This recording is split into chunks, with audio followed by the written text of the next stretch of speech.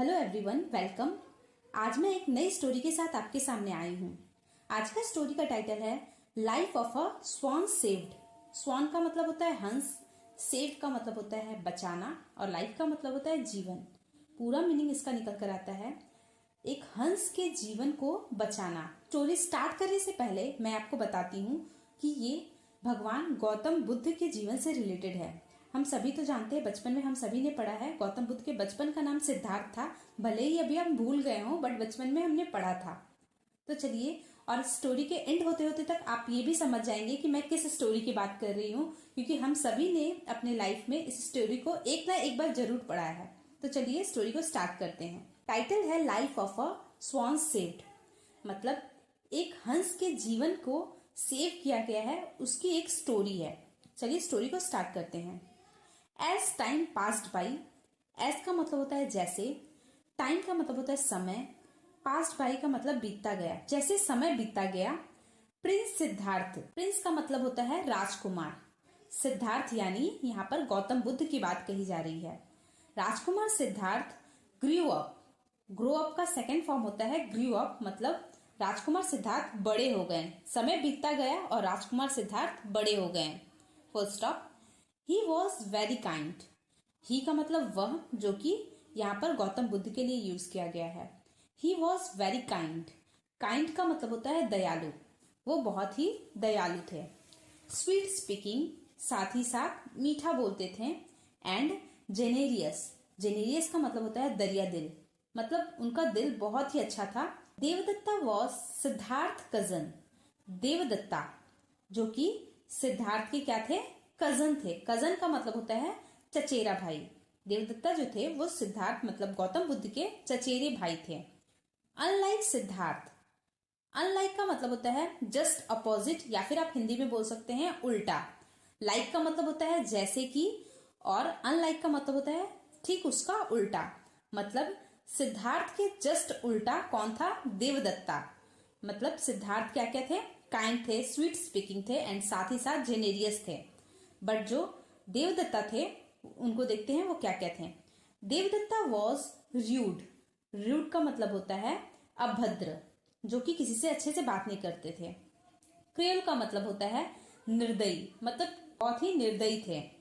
And violent, violent का मतलब होता है हिंसक, जो मारपीट करते हैं उसे हम इंग्लिश में वायलेंट कहते हैं। He was also fond of hunting, वह भी किस चीज के, फॉन्ड का मतलब होता है, फॉन्ड का मतलब होता है शौकीन, फॉन्ड का मतलब होता है शौकीन। किस चीज के शौकीन थे, हंटिंग, हंटिंग मीन्स शिकार के। वो किस चीज के शौकीन थे, शिकार के, मतलब वो मारते थे तीर से। दे कौन, Devadatta. He used to kill innocent birds and animals. Used to का यूज हम तब करते हैं जब भी कोई चीज की हमें आदत होती है पास्ट में। तो देखिए उन्हें किस चीज की आदत थी, किल करने की। किल मतलब मारना, किसे मारना, इनोसेंट बर्ड्स एंड एनिमल्स, मतलब मासूम पक्षियों और जानवरों को मारने की उनकी आदत थी, वो मारा करते थे हमेशा। वन डे, एक दिन, व्हेन जब, देवदत्ता वॉज, देवदत्ता थे, स्टैंडिंग ऑन द, खड़े थे, ऑन द रूफ, रूफ का मतलब होता है छत, कहाँ खड़े थे, छत पर खड़े थे। ऑफ द पैलेस, पैलेस का मतलब होता है महल। जब वो एक बार पैलेस के छत पर खड़े थे, मतलब अपने महल के छत पर खड़े थे, he saw a pair of swan, उन्होंने देखा, उन्होंने देखा, किसे देखा, अ पेयर ऑफ स्वान का मतलब होता है एक हंस का जोड़ा। जैसे हम बोलते हैं पेयर ऑफ शूज, मतलब हम अपने जूते के जोड़ा को में बोलते हैं, वैसे ही पेयर ऑफ स्वान जा रहा था। फ्लाइंग मतलब होता है उड़ना, उड़ रहा था, कहां पर उड़ रहा था, इन द स्काई, स्काई में क्या उड़ रहा था, पेयर ऑफ स्वान मतलब एक हंस का जोड़ा उड़ रहा था, उसे वो जाते हुए अपने पैलेस के छत पर से देखे। ही पिक्ड अप, उन्होंने उठाया, पिक्ड अप का मतलब होता है उठाना। हिज बो, बो का मतलब होता है धनुष, उन्होंने अपना धनुष उठाया।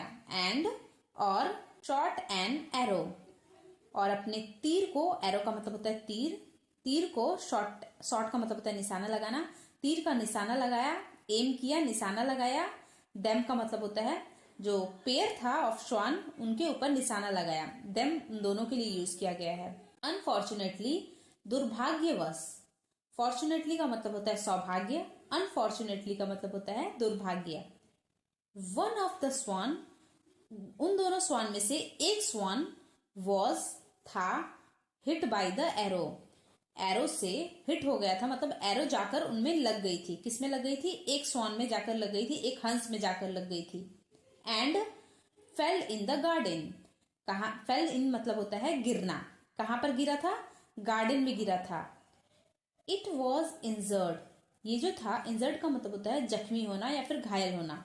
इट वॉज इंजर्ड मतलब वह घायल हो चुका था। And mourning in the pain, mourning का मतलब होता है कराहना, मतलब तकलीफ में वो चिल्ला रहा था। इन द पेन का मतलब होता है दर्द में, वो दर्द में कराह रहा था। Siddharth was strolling in the garden, strolling का मतलब होता है टहलना या फिर घूमना।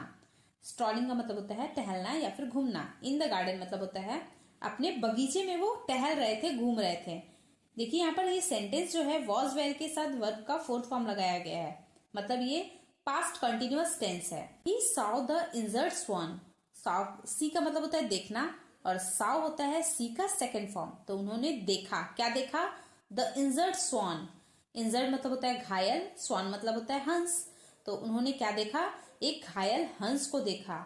And picked it up, pickup का मतलब होता है उठाना, इट का मतलब यहाँ पर वो हंस का बात किया गया है। तो उन्होंने उठाया, किसे उठाया? हंस को उठाया जो कि इंजर्ड था। देन तब उसके बाद क्या हुआ? He took the arrow out, took out का मतलब होता है बाहर निकालना। ही मतलब जो सिद्धार्थ थे, गौतम बुद्ध थे, उन्होंने क्या बाहर निकाला? एरो को बाहर निकाला, मतलब जो धनुष उनके अंदर चुभ गया था, जो तीर उनके अंदर चुभ गया था, उसे बाहर निकाला। Of his body, of its body, उसके शरीर से। एंड ड्रेस्ड द वुंड, ऐसे तो ड्रेस का मतलब होता है रेडी होना, लेकिन यहाँ पर ड्रेस का वर्ड इसलिए यूज किया गया है क्योंकि वहां पर उनका काफी ब्लड लगा होगा उस हंस में, तो उसे ड्रेसअप करना मतलब उसे साफ सफाई करके, उसका जो वुंड का मतलब होता है घाव, उसकी घाव की साफ सफाई की और उसे उठाया। इन द मीन वाइल, उसी समय, मीन वाइल का मतलब होता है उसी समय। देवदत्ता केम, देवदत्ता आया, कम का सेकेंड फॉर्म केम, कम का मतलब होता है आना, केम का मतलब होता है आया। देवदत्ता केम मतलब देवदत्ता आया। देयर वहां पर। In search of the swan, in search, search का मतलब होता है खोजते हुए या फिर ढूंढते हुए। क्या ढूंढते हुए? द स्वान मतलब वो जो तीर लगाया था उस स्वान में, उस हंस में, उसे वो ढूंढते ढूंढते वो उस बगीचे में आया कि हो सके क्या पता वो हंस यहाँ पर गिरा हो तो वो उसे लेकर चला जाएगा क्योंकि वो तो उसका शिकारी है। When he saw, जब उसने देखा, द वुंडेड बर्ड, वो जो घायल पक्षी था, in the hands of the Prince, in the hands मतलब हाथों में, किसके हाथों में? ऑफ द प्रिंस मतलब राजकुमार के हाथों में देखा, प्रिंस सिद्धार्थ के हाथों में देखा। He became very furious, furious का मतलब होता है बहुत ही ज्यादा गुस्सैल, एंग्री भी बोलते हैं, बट जब हमें बहुत ज्यादा गुस्सा वाला फ्यूरियस गुस्सा लिखना रहता है तब हम उसे फ्यूरियस बोलते हैं एंग्री के जगह पे। तो ही बिकम वेरी फ्यूरियस मतलब वो बहुत ही ज्यादा गुस्सा हो गया। ही सेड, उसने कहा, से का सेकेंड फॉर्म सेड होता है, तो यहाँ पर इसका मीनिंग होगा उसने कहा। टू द प्रिंस, प्रिंस से। Give the swan to me, give का मतलब होता है देना, मुझे दो, क्या दो? स्वान मतलब वो हंस जो घायल पड़ा था वो मुझे दो। It belongs to me, belong का मतलब होता है संबंध रखना। देवदत्ता बोल रहा था ये मुझसे संबंध रखता है, मतलब ये मेरा है। एज, क्योंकि, आई हैव सॉट, मैंने इसे मारा है। आई हैव सॉट इट, मैंने इसे मारा है। विथ माई एरो, अपने तीर से। I have the first right, right का मतलब होता है हक या फिर अधिकार बोल सकते हैं आप। ऐसे राइट का मतलब होता है करेक्ट या फिर सही, लेकिन यहाँ पर इस राइट का मतलब होगा अधिकार। I have the first right, मेरा इस पर पहला हक है। ओवर इट मतलब इस पर। Hand it over to me, hand over का मतलब होता है सौंप देना, तो आप उसे मुझे सौंप दो इमीडिएटली, अभी के अभी। सिद्धार्था न्यू, सिद्धार्थ जानते थे, दैट की, इफ यदि, ही गेव, उसने दिया, द वुंडेड स्वान, घायल पक्षी को, टू देवदत्ता, देवदत्ता को। अगर इसे पूरा सेंटेंस में एक साथ बोले तो इसका क्या मीनिंग निकलेगा? Siddhartha knew that if he gave the wounded swan to the Devadatta, मतलब सिद्धार्थ ये जानते थे कि अगर उसने यह घायल पक्षी को, घायल हंस को अगर देवदत्ता को दे दिया, the result would be even more horrible. The result का मतलब होता है परिणाम, वुड बी मतलब होगा, इवन मोर हॉरिबल, हॉरिबल का मतलब होता है बहुत ही खतरनाक या फिर डरावना। तो रिजल्ट क्या होगा? बहुत ही खतरनाक या फिर डरावना, मतलब वो पक्षी को मार देगा। देयरफॉर, इसलिए Siddhartha refuse to give the swan. Refuse का मतलब होता है मना करना, गिव का मतलब होता है देने से, और द स्वान का मतलब होता है वो जो हंस था उसे। तो सिद्धार्थ ने हंस को देने से मना कर दिया, टू देवदत्ता, देवदत्ता को। एंड सेड, और कहा, से का सेकंड फॉर्म सेड होता है, इसका मतलब होता है कहा। I will not give you, I will का मतलब मैं नहीं, आई विल नॉट का मतलब होगा मैं नहीं दूंगा, गिव यू तुम्हें, द स्वान ये हंस को, एज क्योंकि, यू वुड किल इट तुम उसे मार दोगे, मैं तुम्हें नहीं दूंगा हंस को क्योंकि तुम उसे मार दोगे। Don't you have any sympathy, क्या तुम्हारे पास थोड़ी भी इसके लिए सहानुभूति नहीं है? For the poor creature, creature का मतलब होता है जीव, इस मासूम जीव के लिए तुम्हारे पास थोड़ी भी सहानुभूति नहीं है। It hasn't done anything wrong to you, इसने तुम्हारा कुछ नहीं बिगाड़ा है। रॉन्ग का मतलब होता है कुछ खराब नहीं किया है आपका। देवदत्ता सेड, देवदत्ता ने कहा, Siddhartha, Siddhartha, I have hunted. देखिए यहाँ पर फिर से प्रेजेंट परफेक्ट टेंस आया है क्योंकि हैव के साथ वर्ब का थर्ड फॉर्म का यूज किया गया है। आई हैव हंटेड, मैंने इसका शिकार किया है, दिस स्वान, इस हंस का मैंने शिकार किया है। देयरफॉर, इसलिए, इट बिलोंग्स टू मी, यह मुझसे संबंध रखता है, यह मेरा है। Give the swan to me, मुझे दो इस स्वान को। And stop your senseless talks, senseless का मतलब होता है बिना बुद्धि के बात, टॉक्स का मतलब होता है बात, बिना बुद्धि के बात, अपनी बिना बुद्धि के बात को रोको, मतलब कुछ मत बोलो। सिद्धार्थ अगेन आर्ग्यूड, आर्ग्यू का मतलब होता है बहस करना। सिद्धार्थ फिर से बहस करने लगे। The swan fell in my garden, fell in का मतलब होता है गिरना, गार्डन का मतलब होता है बगीचा, माई गार्डन मतलब मेरा बगीचा, ये जो हंस है वो मेरा बगीचा में गिरा है। How can it be yours, how का मतलब होता है कैसे, कैन का मतलब होता है सकता, इट का मतलब होता है यह, बी योर्स का मतलब होता है तुम्हारा होना, कैसे ये तुम्हारा हो सकता है। आई विल प्रोटेक्ट इट, मैं इसे बचाऊंगा। आई विल का मतलब ये फ्यूचर टेंस के लिए बोल रहा है, मैं इसे बचाऊंगा। इट इज माई ड्यूटी, ये मेरा दायित्व है, ये मेरा कर्तव्य है। दिस वे, इस तरीके से, बोथ ऑफ देम, दोनों, केप्ट ऑन आर्ग्यूइंग, मतलब दोनों बहस करते रहे, but could not find a solution. Find का मतलब होता है पाना और सॉल्यूशन का मतलब होता है समाधान, दोनों ने कुछ समाधान नहीं पाया। एट लास्ट, अंततः, they went to the king, वे कहाँ गए? गो का सेकेंड फॉर्म वेंट है तो इसका मतलब होता है जाना, वो कहाँ गए? किंग के पास, मतलब राजा के पास गए। द किंग हियर्ड, हियर का सेकेंड फॉर्म हियर्ड होता है जिसका मतलब होता है सुना, हियर का मतलब होता है सुनना, हियर्ड का मतलब होता है सुना। द किंग हियर्ड, राजा ने सुना, द इंसिडेंट, इस घटना को, विथ पेशेंस, विथ का मतलब होता है से, मतलब धैर्य के साथ सुना, पेशेंस का मतलब होता है धैर्य, धैर्य के साथ इस घटना को सुना राजा ने। एंड सेड, और कहा, Devadatta shot the arrow to kill the swan, Devadatta, shot का मतलब होता है निशाना लगाते हुए मारा, शॉट का मतलब होता है मारना, एरो का मतलब होता है निशाना लगाना, टू किल द स्वान मतलब मारने के लिए हंस को निशाना लगाया था। बट, लेकिन, the bird fell in the garden of Siddhartha, fell in का मतलब होता है गिरना, इन द गार्डन बगीचे में, ऑफ सिद्धार्थ, सिद्धार्थ के, लेकिन ये जो पक्षी है वो सिद्धार्थ के बगीचे में गिरा। हु पिक्ड अप, जिसने इसे उठाया है, द वुंडेड बर्ड, इस घायल पक्षी को, टुक आउट द एरो, और उसके तीर को निकाला है, एंड ड्रेस द वुंड, और उसके घाव को मलहम पट्टी की है।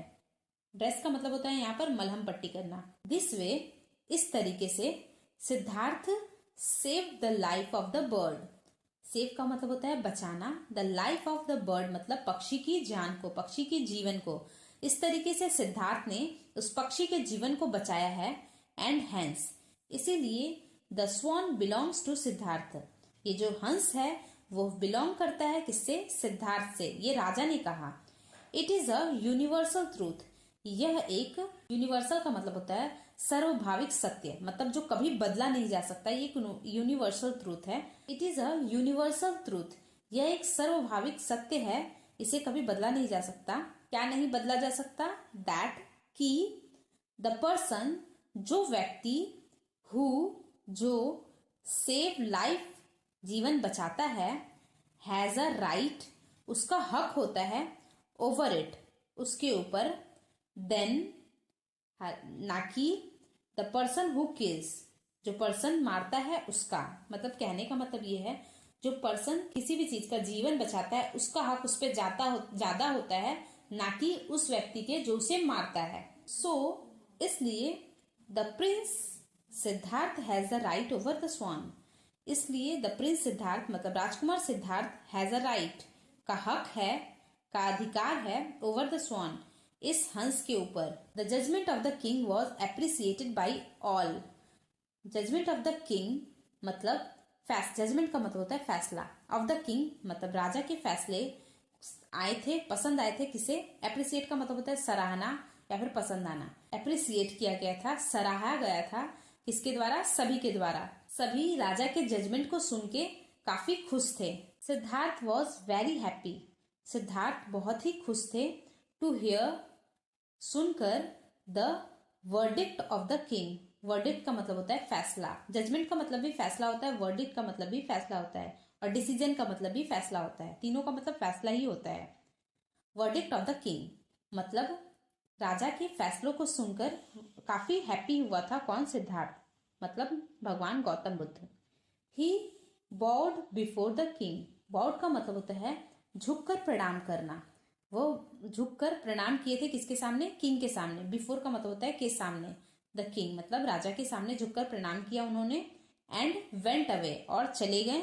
विद द वुंडेड स्वान, वो घायल पक्षी मतलब हंस के साथ वो चले गए, झुककर प्रणाम किया और चले गए। Devadatta also accepted the judgement.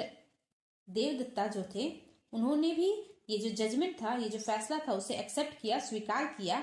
As, क्योंकि he could not oppose the king's decisions, वो अपोज नहीं कर सकते थे। क्या अपोज? अपोज का मतलब होता है उल्टा, किसी के उल्टा विपरीत बोलना। वो उल्टा नहीं जा सकते हैं राजा के फैसले के। हावेवर, हालांकि, ही वॉज नॉट हैप्पी, वो खुश नहीं थे। And went back to his palace, और अपने महल वापस चले गए। तो हम सभी ने बचपन में एक न एक बार इस स्टोरी को जरूर पढ़ा होगा, शायद आप लोगों को याद भी आया होगा। तो इस स्टोरी का मोरल क्या था? The person who saves life has a right over it then the person who kills. मतलब मारने वाले से बचाने वाले का हक ज्यादा होता है। आई होप कि आपको ये स्टोरी समझ में आई हो और अच्छी लगी हो। अगर आपको ये स्टोरी अच्छी लगी हो तो प्लीज वीडियो को लाइक करें एंड चैनल को सब्सक्राइब करें। तब तक के लिए कीप लर्निंग।